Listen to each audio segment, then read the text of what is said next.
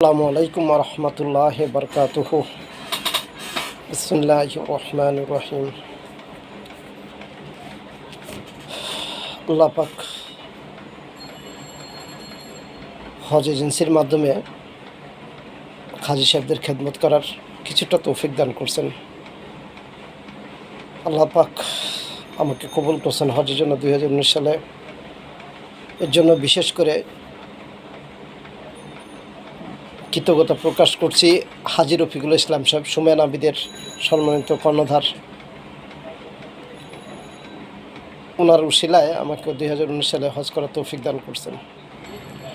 এর পাশাপাশি আমার কিছু বন্ধু বান্ধব আত্মীয় স্বজনের কাছেও কৃতজ্ঞতা প্রকাশ করতেছি। ওনাদের আন্তরিক সহযোগিতা ও সহায়তার মাধ্যমে 2019 সালে আল্লাহ পাক আমাকে হজ করিয়েছেন। পরবর্তীতে গত জানুয়ারি থেকে রফিকুল ইসলাম ভাইয়ের সাথে আমি কাজ করতেছি। উনি আমাকে সুযোগ করে দিয়েছেন। ওনার সুমেন আবিদ ট্রাভেলসে একজন খাদেম হিসেবে আমাকে কবুল করছেন এবং তার সাথে কাজ করতেছি এবং তিনি আমাকে সহায়তা করতেছেন কাফেলা নিয়ে পাঠানোর জন্য।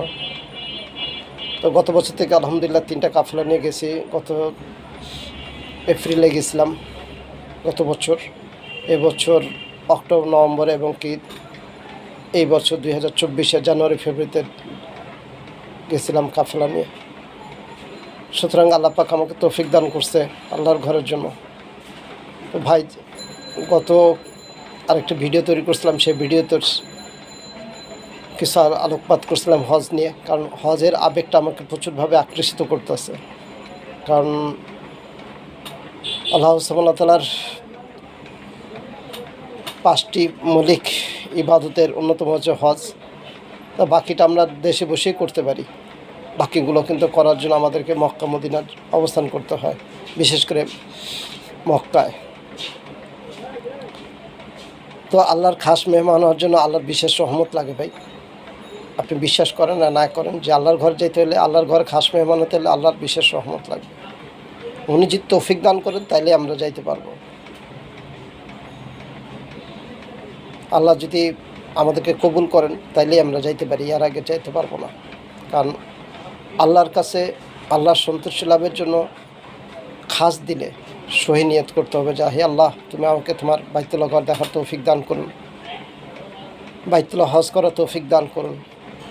এই নিয়তটা ভাই খাস দিলে করতে হবে। আপনি যদি খাস দিলে নিয়ত করেন, আল্লাহ পাক আপনাকে নিয়ে যাবে। এবং এটার পাশাপাশি আল্লাহর কাছে চাইতে হবে, নামাজ পড়তে হবে, নামাজ পড়ে দোয়া করতে হবে। পৃথিবীর অনেক ধনাঢ্য ব্যক্তি ভাই হজ না করে মারা গেছেন।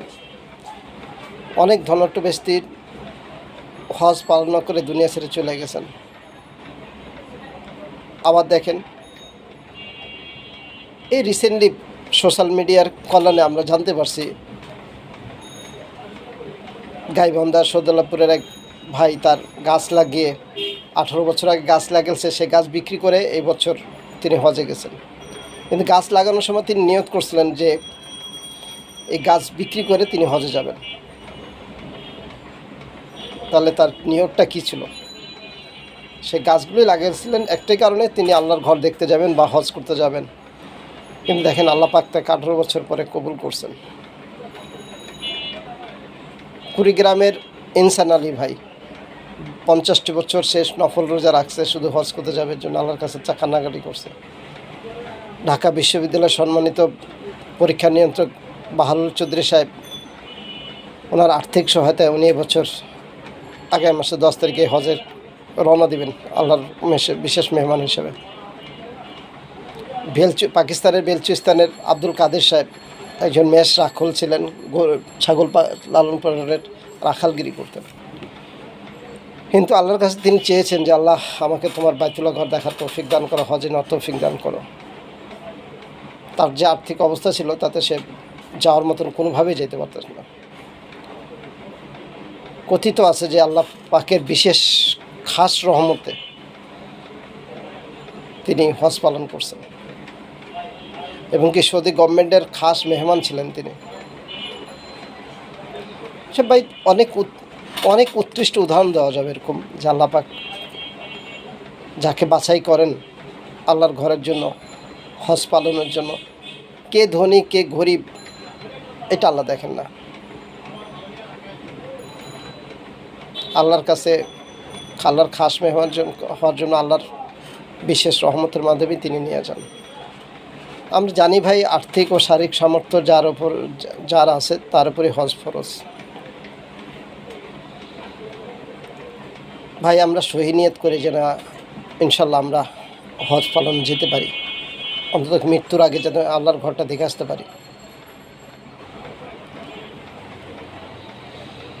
ভাই আমি বিশেষ কিছু আলোচনা করতে চাই উমরা নিয়ে। আজকে আমরা উমরা পালন কাফেলা নিয়ে যাই, আমাদের হাজী সাহেবদের অনেক কষ্ট হয়। আমরা একটু যদি স্টাডি করে যাই তাহলে আমাদের জন্য সহজ হয়ে যায়, আমাদের জন্য সহজ হয়ে যায়। সহজ হলে আমরা আল্লাহর ঘর যখন বাইতুল্লাহ ঘর তাওয়াফ করব, তখন তাওয়াফ করার ক্ষেত্রে হয় কি যে আপনি সহজেই 7টি চক্কর সম্পূর্ণ করতে পারবেন। সম্পূর্ণ করার জন্য কোথায় কি দোয়া পড়তে হবে, কীভাবে দোয়া পড়তে হবে, 7টি চক্কর আছে, 7টি যে কোথায় কি পড়তে হবে, এই জিনিসগুলো একটু স্টাডি করে গেলে খুব ভালো হয় একজন হাজী সাহেবের জন্য। হজ এজেন্সিগুলো আপনাকে লজিস্টিক সাপোর্ট দেবে, বাইতুল্লাহ ঘরে নিয়ে যাবে। বাইতুল্লাহ ঘরে নিয়ে গিয়ে তো যেখান থেকে শুরু করতে হবে, হজরা আসাদ পাথরকে ফাঁস দিলে বিশ্বাস করতে হবে যে আমি হজরা আসাদকে চুমুন করতেছি বলে বিসমিল্লাহ আল্লাহু আকবার বলে শুরু করবো তাওয়াফ। তার আগে ভাই ফরজ তাওয়াফের নিয়ত জানতে হবে। তো উমরা হজের 2টি ফরজ, 2টি ওয়াজিব। ফরজ 2টি হচ্ছে এহরামের কাপড় বাঁধা বা এহরামের কাপড় পরিধান করা।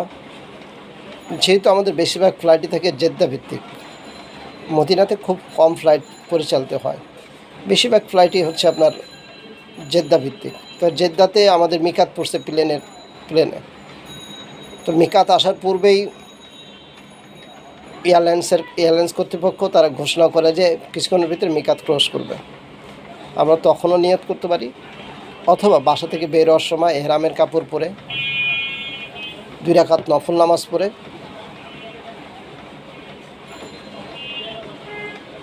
উমরার নিয়ত করতে পারি আমরা।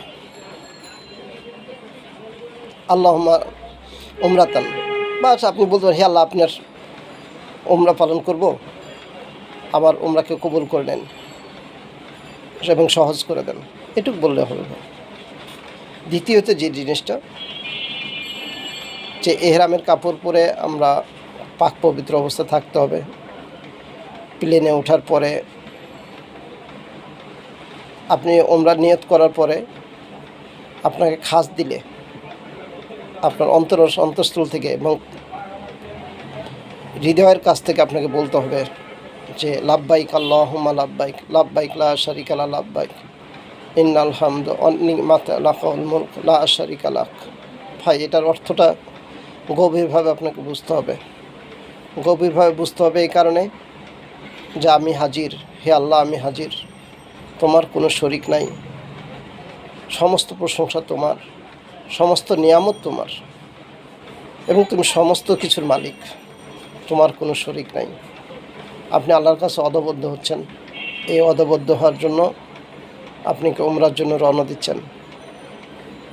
এহরামের কাপড় পরে কোনো প্রকার গীবত করা যাবে না, কারো সম্পর্কে কারো খারাপ কথা বলা যাবে না,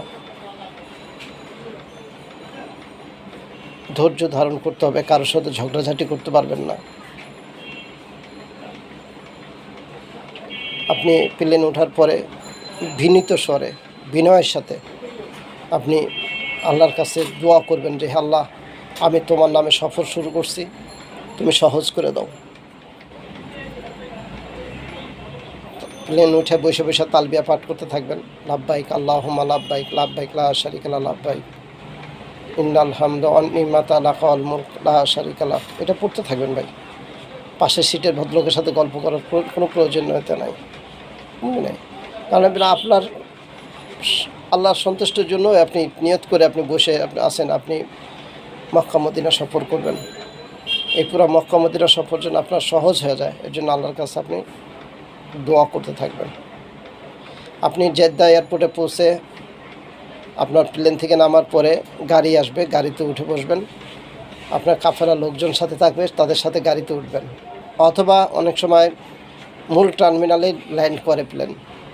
যদি মূল টার্মিনাল ল্যান্ড না করে তাহলে গাড়ি আপনি প্লেন থেকে নেমে দেখবেন গাড়ি আসবে, গাড়িতে আপনার যে সাথী ভাইরা থাকবে তাদের সাথে একসাথে গাড়িতে ওঠার চেষ্টা করবেন, না হলে ভাই হারিয়ে যেতে পারেন। একসাথে গাড়িতে ওঠার পরে এয়ারপোর্ট মূল টার্মিনালে যাওয়ার পরে ওখানে দেখবেন শাটল মেট্রো রেল আছে, মেট্রো রেলে উঠে আপনি মূল টার্মিনালে এসে আপনার ইমিগ্রেশন হবে, ফিঙ্গার ছাপ হবে, ছবি তুলবে।